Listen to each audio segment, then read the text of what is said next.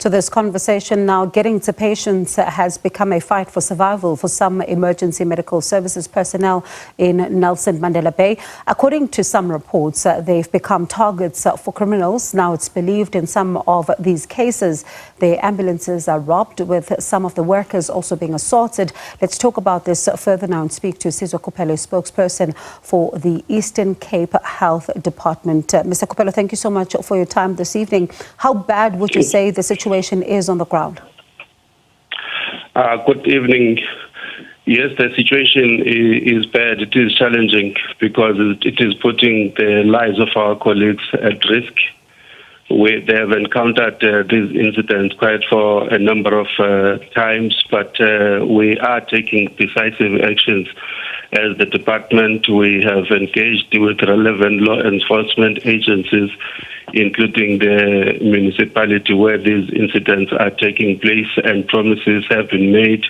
And we have also considered other measures that include latest security systems, electronic security systems, to try and deal with the matter. But those behind these attacks must understand that there's still government in place. They cannot challenge government, and we are going to act decisively. We've got to put a stop to what is threatening not only the lives of our workers, but the lives of the community at large. You say promises have been made. By whom and what kind of promises?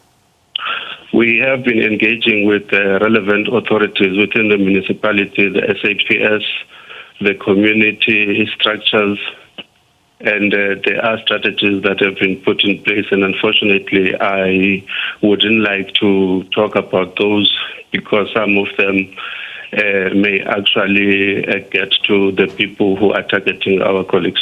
This is not the first time. For example, you think about in 2016, when an ambulance crew was held at knife point in KwaZulu Township. In 2019, you called for police as a department to prioritize the investigations into these attacks. And yet again, these are some of the few cases I'm just borrowing from here. But you think about the fact that right now, again, you are sitting around at the table and you're talking about promises and what needs to be done in decisive action. One then asks, when you look at what has happened in the past, what has been the failures or even some of the challenges to try and stop these attacks from happening, because it's not the first time? You see, what we need to agree on is that there are people within the communities that are targeting the department, doing things that are unheard of, attacking people who provide essential services for our communities, including themselves, because when they get injured, it is our colleagues who are expected to rush to the scene, to come to their rescue and rush them to hospital.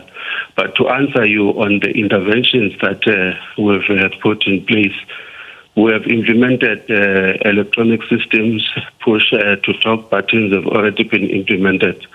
And at the clinic level, apart from warm bodies, we've conducted an armed response system, and that company is currently responding to any emergency affecting the clinics. And with regards to emergency services, we are busy with extending that contract so that we can have armed response going with our emergency workers. In the meantime, we've been given 3 vehicles from the South African Police Services, where they would from time to time escort our colleagues when they are being dispatched to areas that have been identified as red zones, such as KwaZulu. Mr. Kupelo, when you think about the fact that, as you alluded to a little earlier on, the impact that this then would have, because, for example, you think about the fact that, sometimes they would be called out to go and attend to an emergency, and then they get robbed, and I'm sure patients themselves then are found, to be at home without help. This cannot be allowed to continue. We must put a stop to it, and we are going to put a stop to it. There's still government in charge, and we are going to do everything in our power to ensure that we deal with this situation. But of course, we have to work with communities because they are affected, and these thugs are living within those communities. And are the communities responsive? Yes, they are already.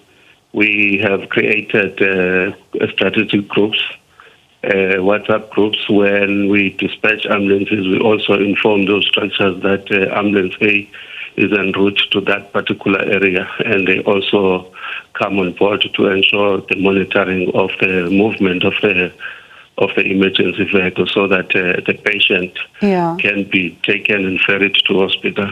But we've got to work with communities, but also as government we have to act decisively against those that continue to threaten the lives of their own communities and our staff members. Mr. Kupelo, I'm keen to hear, is it the same as well for private medical personnel, or is it just from those in the public sector? Well, we've had attacks targeted at public emergency services. If there's been any, there were some that were reported elsewhere in the province, but those who would be targeted during strike action, of course, there were incidents of stone pelting. But in Gqeberha, there's been no incident reported in as far as private ambulances. Okay. It's only public ambulance practitioners that have come under attack.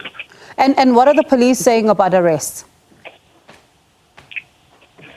Yes, cases have been opened with the police, and we've also provided psychological treatment to those affected. But as I indicated, we engaged with the police and also the municipal police services are getting on board following a march that was directed at the office of the executive mayor. So there's unity now towards dealing with this situation. But apart from what we are doing as the department, putting measures in place, considering armed response, already South African Police Services is providing escorts to red zones.